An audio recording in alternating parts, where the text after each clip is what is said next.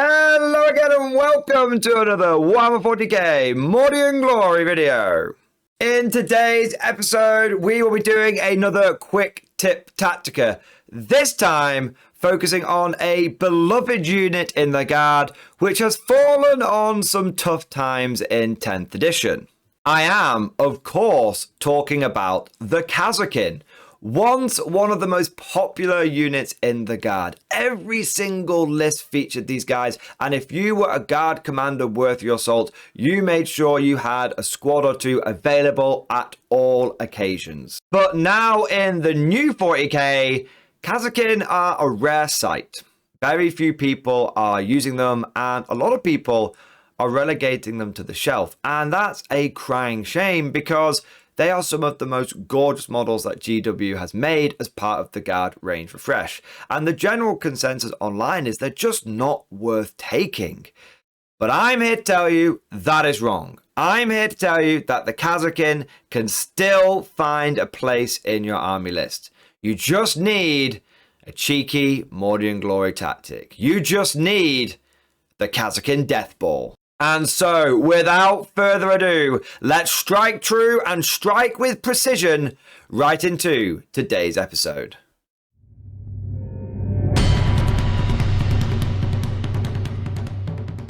So the first thing that I want to do is try and understand and acknowledge some of the criticisms that are leveled against the Kasrkin.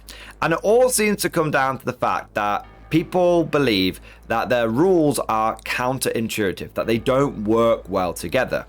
For example, Warrior Elite allows you to order your Kasrkin in the command phase, but they don't need an officer, they basically order themselves. And if they receive an officer from an order as well, then they get both. So the Kasrkin could tell themselves to fix bayonets, and then an officer could tell them to take cover, and they'd get both orders, which normally you can't do.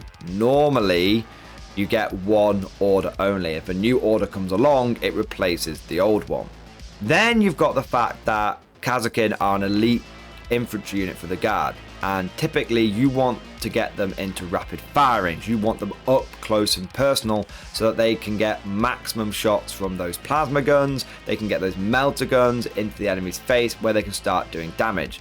But to do that, you need traditionally something like a dedicated transport, because Kasrkin can't deep strike. Scions, they can just drop down from the sky and have a great time, but Kasrkin can't do that.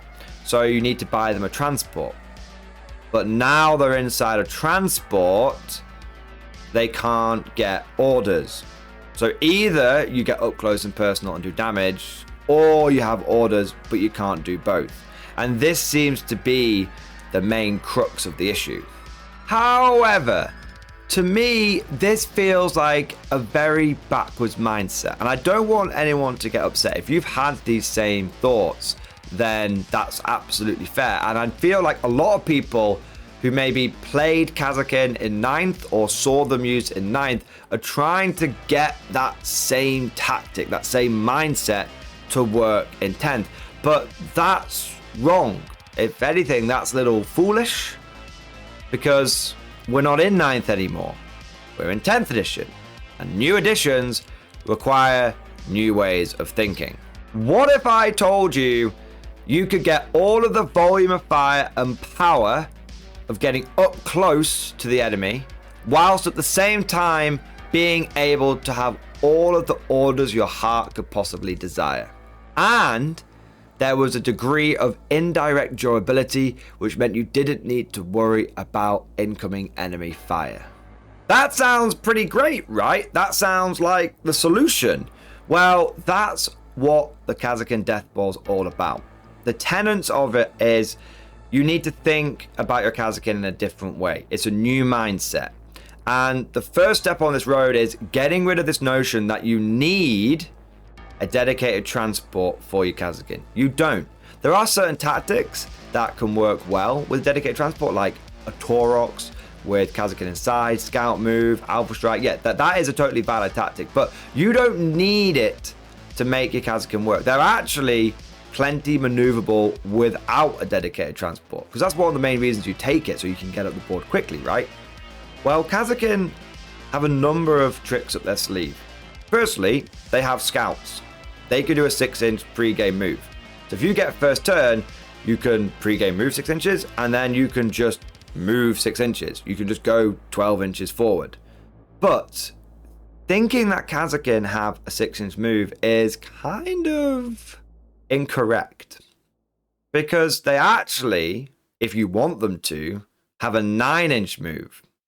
Because Warrior Elite, a lot of people think of it in terms of, oh, well, I can use it to take aim and not need an officer, so my Kasrkin can hit on 2s. And yeah, that's great for doing damage.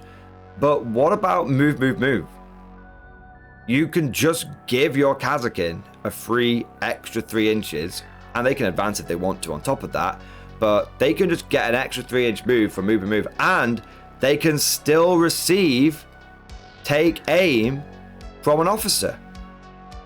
They can still just do that. It's not a problem. You got a Master Vox somewhere 24 inches away, it doesn't matter. They just get the order. So Kasrkin don't have a 6-inch move. They've got a potential move on turn 1 of 15 inches without needing a transport. And let me be clear here, and I apologize if it feels like I'm telling you how to suck eggs, if I'm just explaining the obvious.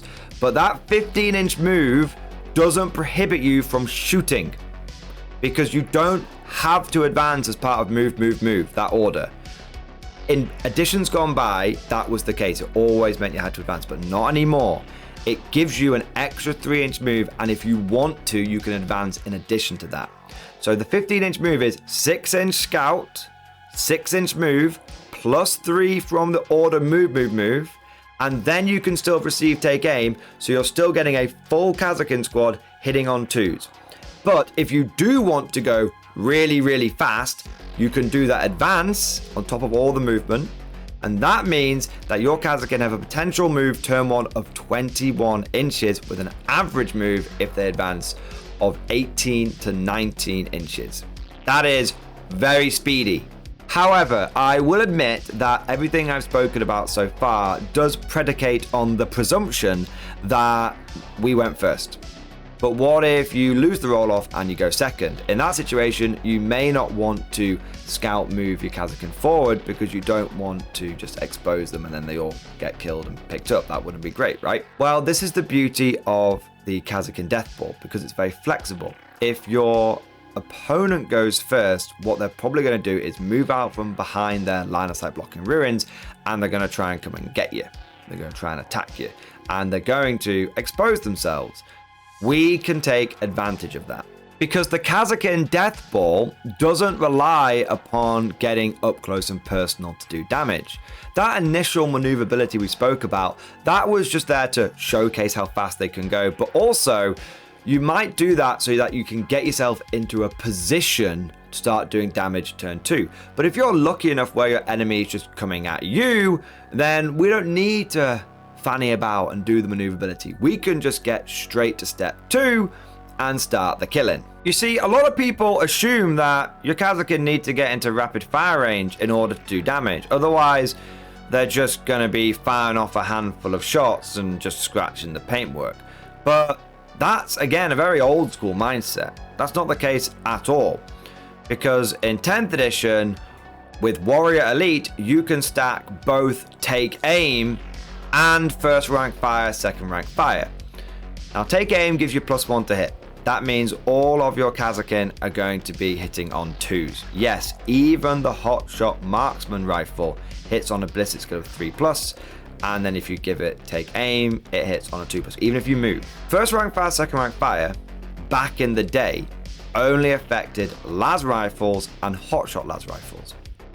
But in 10th, it affects all rapid fire weapons, including plasma guns and hotshot volley guns. That's right, your plasma can double tap from 24 inches away. Your hotshot volley guns can get 3 shots each, admittedly not their maximum of 4 shots, but 3 shots each at 30 inches away. Oh, I should be clear for the people that are maybe brand new to the guard or maybe learning about how their orders work for the first time. First rank fire, second rank fire is an order that gives +1 attack to your rapid fire weapons. What's cool about this is now that it affects plasma and volley guns, if you do get up close and personal, I mean, we are on smaller boards in 10th edition. It's no longer the big 6x4. We're down to the 60x44, I think it is. What that means is that firefights tend to get pretty close in pretty quickly. And if that does happen with your Kasrkin, then your Acadian Elite are actually getting 3 shots per plasma gun and 5 shots per volley gun. So it only gets better once things do close the distance. Okay, so we've talked about how they're really mobile. We've talked about how they've got great firepower even at long range. So the last thing that we want to solve, the last problem, was that durability, right? If we can get this sorted out, then we definitely don't need a dedicated transport, and the Kasrkin can have a great time rocking around on foot, and that means they can be effective because they can benefit from Warrior Elite and other orders. How do we make them durable? Well, there are a couple of tricks that we've got up our sleeves, a few tools in the toolbox. Firstly, remember that Kasrkin have a 4+ save. I know that seems really basic, but they do. And this means that when they are receiving the benefit of cover, they'll be on a 3+ save. Now, this is important because if you're playing on a competitive board, there should be lots of L-shaped ruins or Perspex-based ruins which block line of sight. So you shouldn't be targeted, but if you are targeted, it's probably by indirect fire weapons. But indirect fire weapons give you the benefit of cover if they can't see you. So one way or another, you're either not being shot or you're going to be on a 3+ save.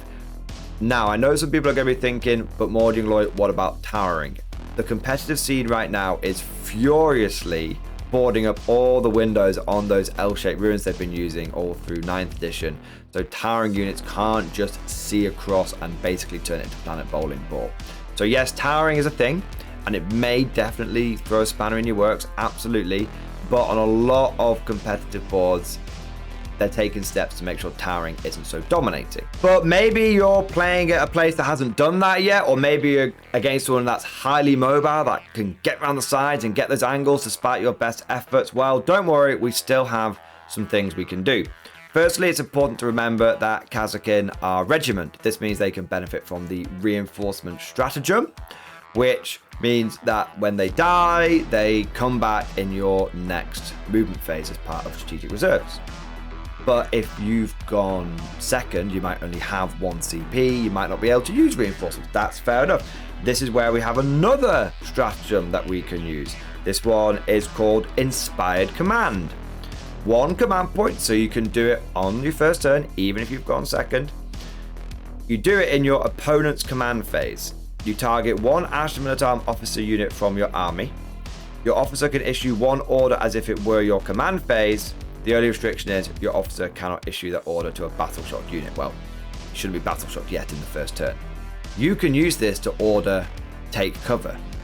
This means that your Kasrkin will again be on 3+ save. If they're in cover and they have the benefit of cover and they have take cover, that puts them on a 2+ save. And GW has confirmed that they stack, because 1 essentially gives you +1 to your save and 1 improves your save capture, so it's slightly different. It's a bit like +1 to your save, +1 to your dice roll, and +1 to your ballistic skill characteristic, right? Those things stack. But wait, there's more, because this also ties in with Creed. She has the Tactical Genius ability. Once per battle round, 1 unit from your army within 12 inches of this model can be targeted with a stratagem for 0 CP, even if another unit from your army has already been targeted with that stratagem this phase. This means that either you can do Inspired Command for take cover for free, in case you want to make sure you've got 2 CP in your turn, or you can do it on 2 units, meaning you can get 2 units of Kasrkin up to a 2+ save, even if you go second.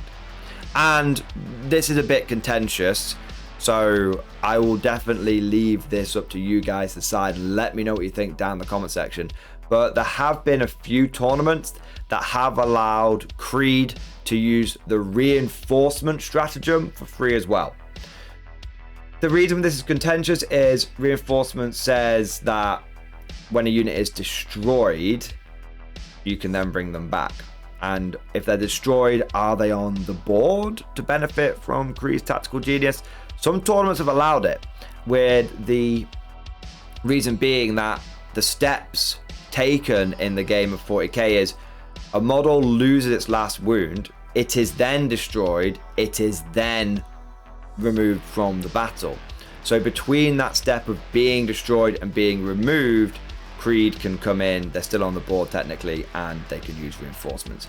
Like I said, bit janky, definitely up for debate, probably something that GW needs an FAQ. If you're playing a friendly game, you might not want to use it that way, but at a tournament, it's definitely something to get clarification on from UTO, because it could massively boost the durability of your Kasrkin.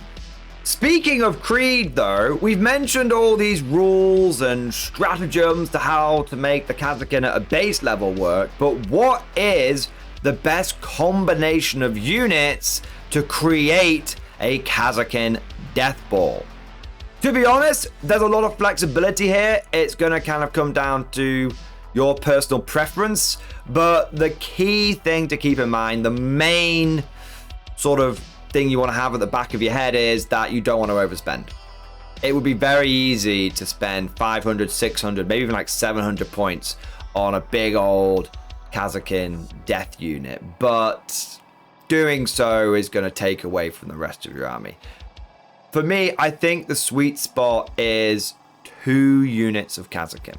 3 at a push, but 2 units seems good. Then what you do is you can either just take Creed. Creed goes in one of those squads, she has 2 orders, they stick near each other, and that means that both of those squads can benefit from the double doozy orders. Brilliant. And as we mentioned, if you go second and they start dying, you can use Inspired Command to boost both of them. That's the simplest, cheapest bronze level option. It's going to come in at less than 300 points. It's about less than 15% of your total army list in a 2k game. It's 120 points times 2, and then 55 points for Creed. Another way you could do this is you could take 2 Cadian Castellans. Now, whilst you're not going to have as much flexibility on the stratagem front, because you're not going to have Tactical Genius, what these Castellans will do is give you a big damage boost. Because Cadian Castellans not only allow you to fall back and shoot, which means you're less susceptible to getting caught out by a cheeky charge, but they also give sustained hits to the Kasrkin that they're part of. So this one is a bit more expensive. It's 45 points more. It's going to come in to a total of 340 points for 2 squads of Kasrkin and 2 Cadian Castellans. But you are going to be all gas, no brakes. It's all about doing that damage. It is important to be aware of in both of these cases, though, that if you're adding characters without Scout to a unit with Scouts, you could be limiting your mobility. So another solution here is to take your 2 units of Kasrkin and then have a platoon command squad with Grand Strategist, so it can do 2 orders, and this thing can do 2 orders at 24-inch range and sort out both of your Kasrkin squads, and means they don't even need to stay close to each other. Gives you a bit more tactical flexibility. You can have one on the left flank, one on the middle, still both being supported by that 24-inch order range.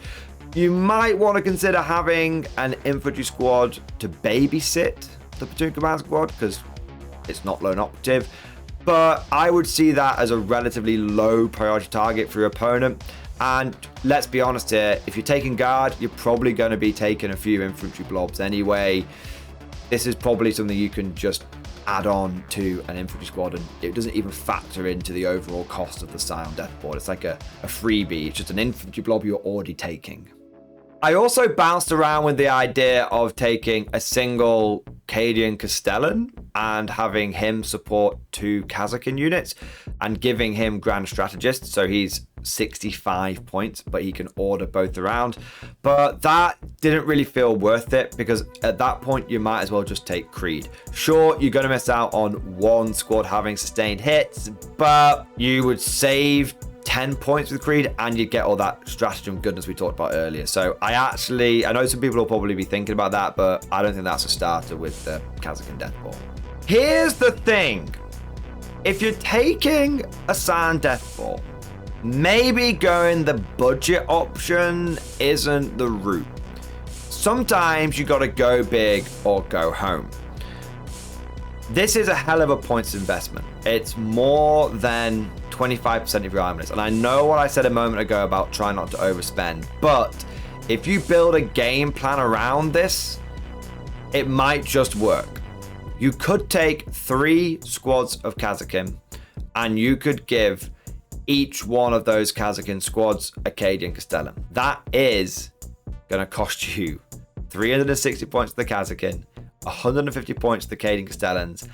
That's going to come in at 510 points. It's a doozy. It's a biggie.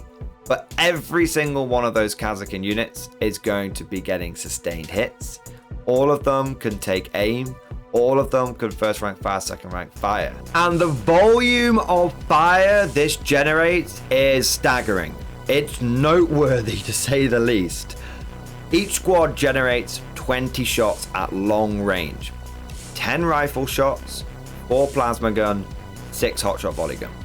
So between all 3 squads, you're generating 60 shots. That should create 10 sustained hits. Now, bear in mind that if there's a cheeky scout sentinel wandering around, and there probably is going to be one because they're an auto-include unit, you'll probably have reroll 1s. Now, those reroll 1s might generate more sustained hits, but at the very least, you're looking at essentially guaranteeing nothing misses, and you're getting 70 hits.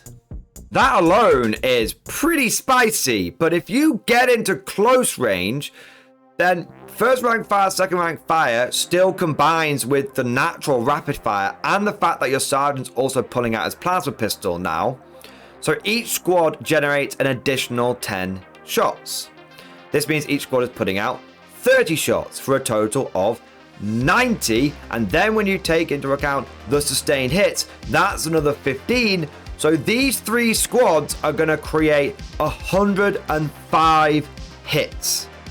And between the pure volume of shots, the fact that a lot of it is going to be high strength, high damage plasma, and the fact that you can just stack up the AP to stratospheric heights via things like fields of fire and exterminator autocannons, again, auto-include things, you can create a combination that will destroy all but the toughest of enemy opposition. Well, at least that's what I think.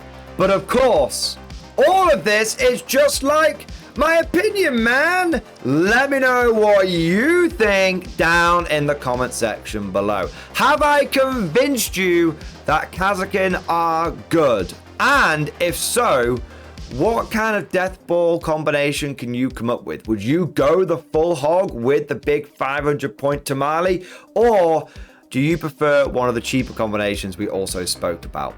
If you enjoyed today's video, don't forget to smash that like button and subscribe to never miss an episode. Would you like to know more? If so, then please consider becoming a channel member or patron. By supporting the channel, not only will you be doing your part, but you'll also be helping me create more content for your viewing pleasure and unlocking a whole host of perks. You get everything from a badge next to your name, custom emojis, but the big one is access to the Mordian Glory Discord server, an online community with almost 2,500 active members. It's always popping off in the MG Discord. We've got channels for army lists, hobbying, tactics, stories, and even a pretty spicy meme section as well. For all you greenhorns that wanted to see the Mordian glory hole, today is your lucky day.